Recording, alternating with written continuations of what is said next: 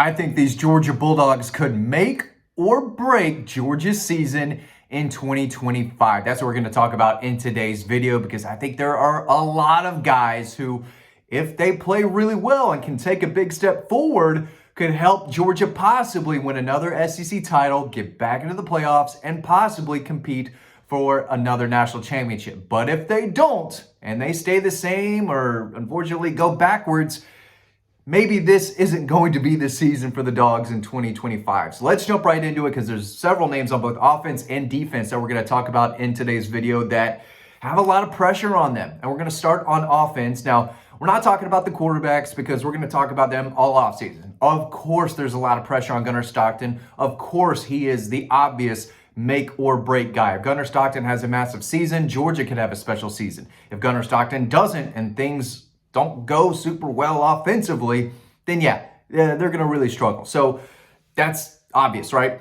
But I want to start at center. Drew Bobo is the guy that I expect to be the starting center unless something crazy happens. Drew Bobo is going to be in there. And as we all know, you have to have a great center for the offense to flow, pick up yards on the ground. He's got to be able to protect the quarterback. He's got to make sure everyone else around him is lined up. He's got to snap the ball. Some guys can't snap, right? That's an issue for a lot of guys.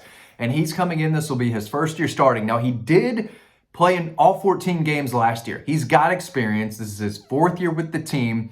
But he's, coming behind Cedric Van Pran and Jared Wilson. Cedric Van Pran, as I've said a long time now, probably the best center in Georgia history, won 2 national titles. Jared Wilson was good last year. I wouldn't say he was great. But now Drew Bobo's stepping in, and there's high expectations. Anytime Georgia has a new center, that guy better be solid. He did play in 14 games last year. Like I said, made 2 starts against Auburn and Mississippi State. 2, I don't want to call them cupcakes, but, little chocolate chip cookies, right? Those were easy opponents. Both are at home. Georgia's offense, really got it going against Auburn and Mississippi State. So you have to like that. When he was the center, the Dogs were moving the football. High expectations for Drew Bobo, 6'5", 305. And yeah, if he doesn't have a big year, Georgia's offense could struggle. If he does and steps up and proves he could be one of the best centers in the SEC, wouldn't surprise me if Georgia's offense took a big step forward next season. All right, let's go on defense. Got to be the edge, right? We're looking at the edge position. No Sam and Pimba. Obviously, who cares? He didn't do anything. But Damon Wilson leaving was a big deal. I thought he was going to start and have a really, really nice season for the Dogs. He's off to Missouri. Gabe Harris is the guy to know. He is the guy that I think will probably lead the team in sacks. I think he needs to if Georgia's defense wants to be elite again, right? You're either elite or you're not. And they need Gabe Harris, 6'4", 260, to be elite. They need that Jarvis Jones, that guy where every third down, dude's in the backfield, causing havoc, attacking the quarterback, and the staff loves him, right? He basically ran Sam and Pimba out of town. He was pushing Damon Wilson for the number 1 edge outside linebacker on the roster, but Damon Wilson's gone. So now it is up to Gabe Harris and Quintavious Johnson to step up and be that consistent pass rusher on the team. Gabe Harris played in all 14 games last year, 14 tackles, 2 sacks. I expect those numbers to go up in a big way because I assume he's starting. Now, he wasn't around for the spring. Got to get healthy, got to keep progressing, got to keep developing, but he's got the potential to have a breakout season, and he's going to have every opportunity to do so. Georgia needs to find that elite, consistent pass rusher. Gabe Harris could be that guy. They certainly need him to be. Let's go back to offense.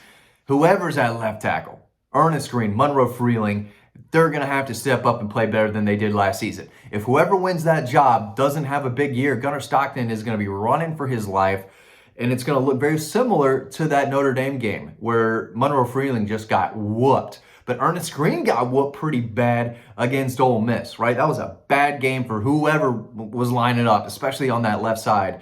The Rebels were in the backfield all game long, and you saw how that affected Georgia's offense. Carson Beck had no help in front of him. Gunnar Stockton barely had any help in front of him against Notre Dame. I mean, those are facts.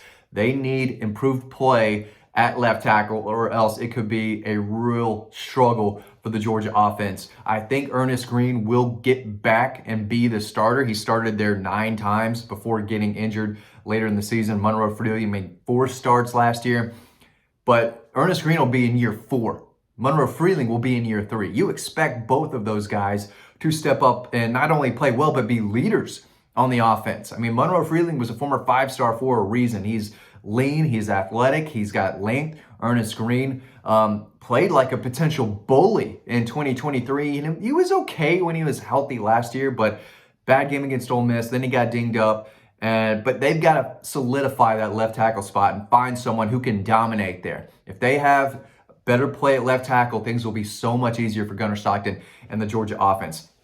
Let's move back to defense.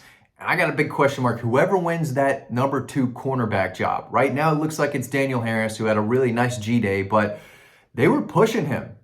He had a big sprain because Kirby Smart told the offense, hey, look, we're going to go after him. We're going to make that guy better. Keep testing him over and over and over again. And it was a little bit of a struggle. And I think the Georgia staff, especially on defense, they are pushing him hard because they need him to be an outstanding cornerback this year. They can't have a guy out there, cornerback, whether it's him, Alex Robinson, DeMello Jones, get picked on. There's way too much talent at cornerback for that to be a weakness there.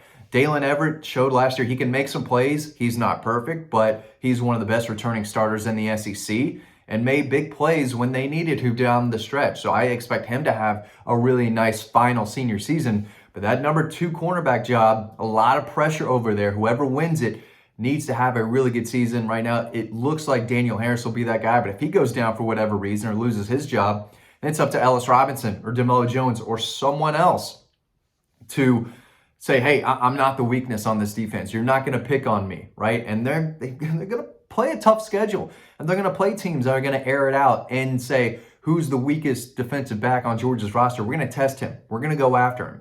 And so that number 2 cornerback job is going to see a lot of passes, come to his receiver, right? Come to his side of the field. They're going to have to step up. I think if they can have outstanding number 2 cornerback play, that's going to really help out this defense. A lot of pressure on whoever wins that job right now. It looks like Daniel Harris, but we'll have to see. Let's go back to the offense. Unfortunately, got to talk about Nate Frazier, not because he's a bad player, but because they need him to be elite.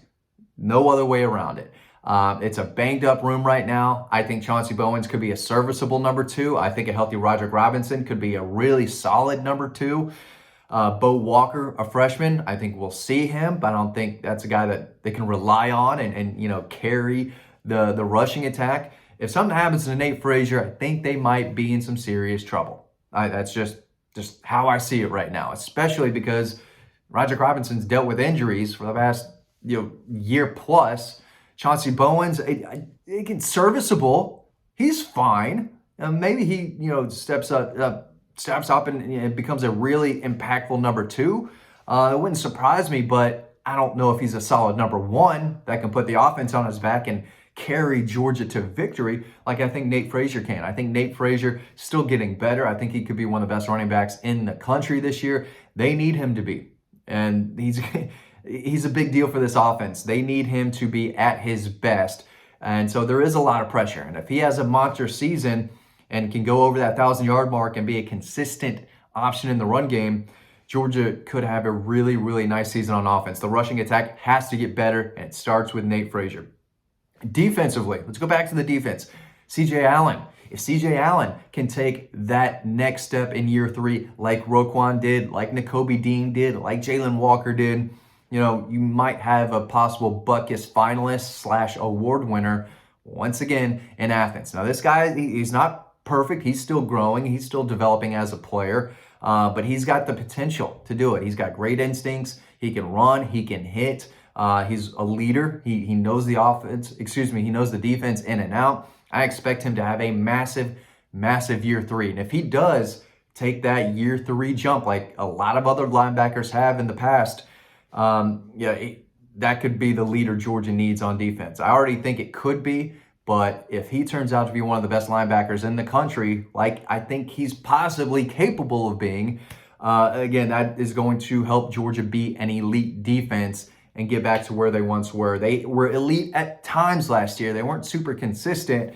And again, that, like the center and the quarterback on offense, starts in the middle with that linebacker. They need an elite one, and he has the potential to be elite. A lot of pressure on C.J. Allen, No doubt about it, because I think he could be special. But again, he's got to do it. He's got to keep getting better. If he does, it's going to be tough to run on this Bulldog defense. On offense, Zachariah Branch, they brought him in for a reason. If he can bring more explosiveness to the Georgia offense, that's going to open up things for everyone. They need him to make big plays, not only vertical down the field, running by everyone, making big catches, 40, 50 yards plus, but they're going to need him in the short passing game and the screen game as well. Just get him the ball, let him run. They're going to make a lot of plays. If they struggle to get him the ball consistently and can't really find a consistent way to get him the ball down the field as a deep threat vertical option, not going to be great for Georgia's passing attack. They need him to be, bringing them big explosive plays on a weekly basis.